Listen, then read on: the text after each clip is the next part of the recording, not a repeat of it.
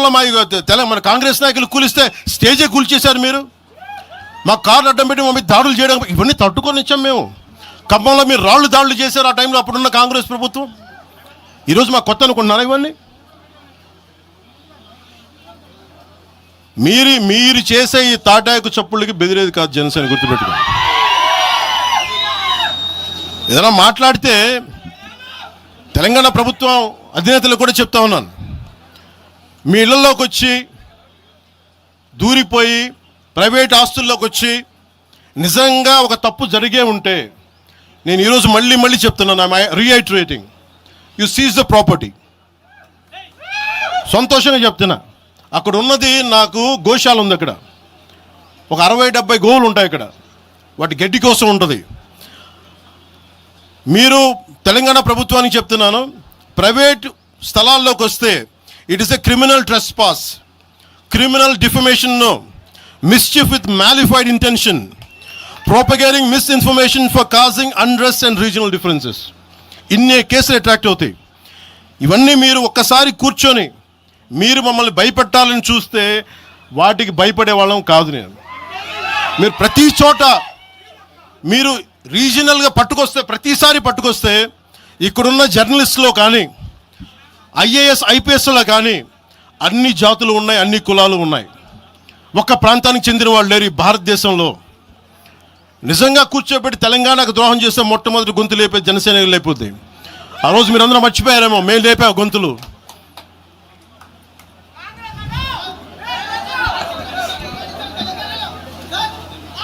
కాంగ్రెస్ హటావ్ దేశ్ బచావ్ అని అంటానికి ఈరోజు ఇందాక మీరు చెప్పినానికి చెప్తున్నా. కాంగ్రెస్ నాయకులు మాట్లాడుతున్నారు కొంతమంది, అందరం చెప్పట్లా. కొంతమంది నాయకులు కూర్చొని మాట్లాడుతూ ఉన్నారు, నువ్వు ఎలా తిరుగుతావు రోడ్ల మీద చూస్తాం, నాలుకలు కోస్తాం, నాలుకలు చీరుస్తామంటే రండా బాబు మీకు నాలుకలు తీసి చూపిస్తాం మీకు కోసుకొని.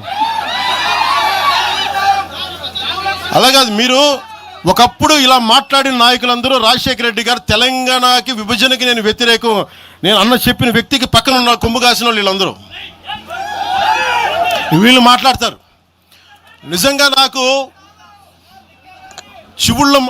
శివుళ్ళ మల్లికార్జున్ శ్రీశైలం చెంచు పెంటల నుంచి వచ్చినాడు, చెంచు గూడెల నుంచి వచ్చిన కుర్రాడు, 16-17 ఏళ్ళ కుర్రాడు. చెంచుళ్ళు శివ మల్లికార్జున్ వీళ్ళు వెతుక్కొని వచ్చారు నా కోసం. దేనికి?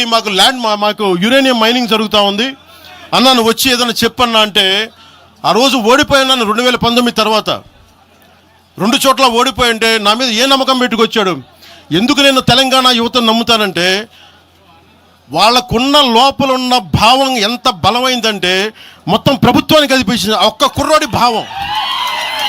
దానికి నేను ప్లాట్ఫామ్ అయ్యాను అంతే. దానికి ప్లాట్ఫామ్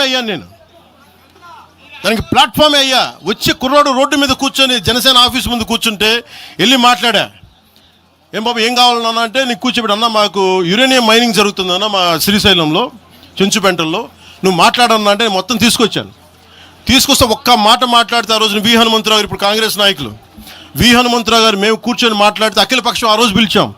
ఏ బలం ఉందని జనసేనకి ఆ రోజున ఓట్లు వస్తాయన్నా మేము చేసింది తెలంగాణ మీద ప్రేమ, తెలంగాణ మీద ఇష్టం, తెలంగాణ మీద మమకారం.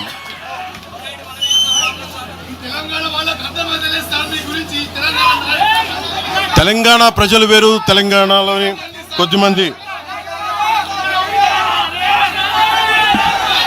నేను కేసీఆర్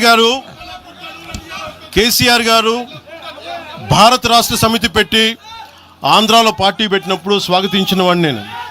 ఒక పార్టీ ఎక్కడైనా పెట్టుకోవచ్చు. కేసీఆర్ గారికి మనస్ఫూర్తిగా ఆ రోజున మనకి గుంటూరులో బీఆర్ఎస్ పార్టీ కార్యాలయం పెడితే, అంతకుముందు జనసేనలో పనిచేసిన నాయకులను ఆయన ప్రెసిడెంట్గా పెడితే మనస్ఫూర్తిగా స్వాగతించాం. అలాగా అందరూ కూడా పంజాబ్ వెళ్ళొచ్చు, మహారాష్ట్ర పోవచ్చు, జనసేన మటుకు తెలంగాణలో అడుగు పెట్టకూడదంటే మేము ఏం కోరుకున్నాం? జనసేనలో మేము తెలంగాణలో ఏం కోరుకుంటాం? పవన్ కళ్యాణ్ ముఖ్యమంత్రి అవుతాడు ఇక్కడ.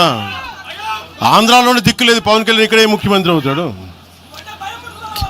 కానీ దేనికి భయం అంటే, చైతన్యవంతులను చేస్తామన్న భయం, అదొక్కటే భయం.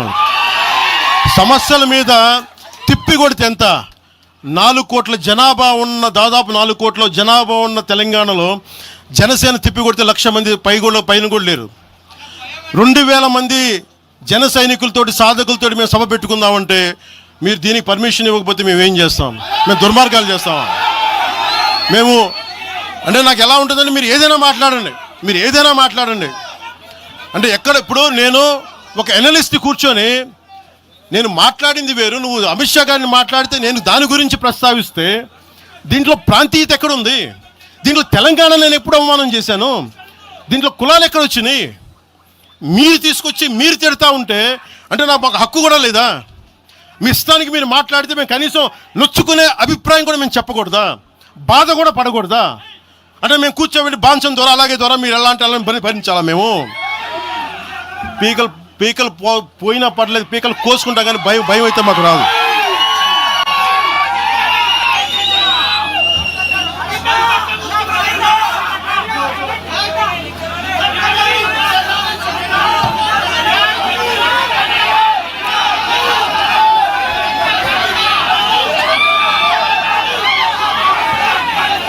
నేను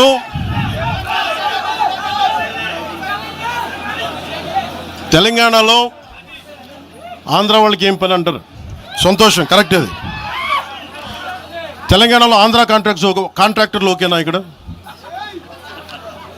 ఆంధ్రాలో తెలంగాణ కాంట్రాక్టర్లకి బాగానే పనిచేస్తున్నారు. అక్కడ తెలంగాణలో ఆంధ్ర కాంట్రాక్టర్లు బాగానే ఉన్నారు. ఎవరినా మీరు బేవకూఫులు చేస్తామన్నారు? మీరు ఎవరిని బేవకూఫులు చేస్తారు? మీరు ప్రజలనేమో మీరు మభ్యపెట్టి యువత మీరు ప్రజానికం, మీరు తెలంగాణ ప్రజలు ఇది గుర్తించాలి. ఇది వీళ్ళు బాగానే ఉన్నారు, వీళ్ళ అధికారాలు బాగానే ఉన్నాయి, వీళ్ళు బిజినెస్లు బాగానే ఉన్నాయి, వీళ్ళ కాంట్రాక్టులు బాగానే ఉన్నాయి. ఏదైనా మాట్లాడితే నాలాంటి వాడిని కూర్చోబెట్టి భయపడతా ఉంటారు. మీరు ఒక్కసారి చెప్పండి. మీరు నిజంగా వద్దు అనుకుంటే తెలంగాణలో అసెంబ్లీలో ఎవరైతే తిడుతున్నారో మీరు తీర్మానం పెట్టండి. పవన్ కళ్యాణ్ అనేవాడికి ఇక్కడ పర్మిషన్ లేదు, రాకూడదని పెట్టండి పర్మిషన్. సంతోషం నాకు. దాన్ని ఎలా పెడతారో నేను కూడా చూస్తాను. దాన్ని మేము 1200 మంది ఉద్యమకారులు ఎంతమంది చనిపోయారో నాకు తెలుసు. 12 సంవత్సరాలు 1200 మంది ఉద్యమకారులు పైగా చనిపోతే వాళ్ళ మీద గౌరవార్థం నేను ఎప్పుడు ఒక్క మాట మాట్లాడాలి తెలంగాణ, ఒక్క మాట. నాకు అంత ఇష్టం నాకు తెలంగాణ. కానీ మీరు కూర్చోబెట్టి నా ప్రేమను కనుక మీరు శంకిస్తే నేను ఇప్పుడు దాకా నిర్ణయించుకోలే. మీరు అంటున్నారు కాబట్టి చెప్తున్నా, తెలంగాణలో జనసేన ఉంటుంది, మేము పోటీ చేస్తాం. మేము ఇప్పుడు దాకా ఎప్పుడు అవసరమైతే తెలంగాణలో తిరుగుతాం. నేనే తిరుగుతా,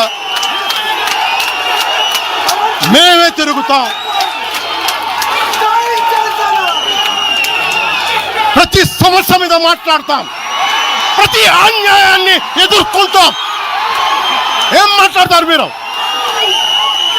ఇది తెలంగాణ భారతదేశంలో అంతర్భాగం, మర్చిపోకండి.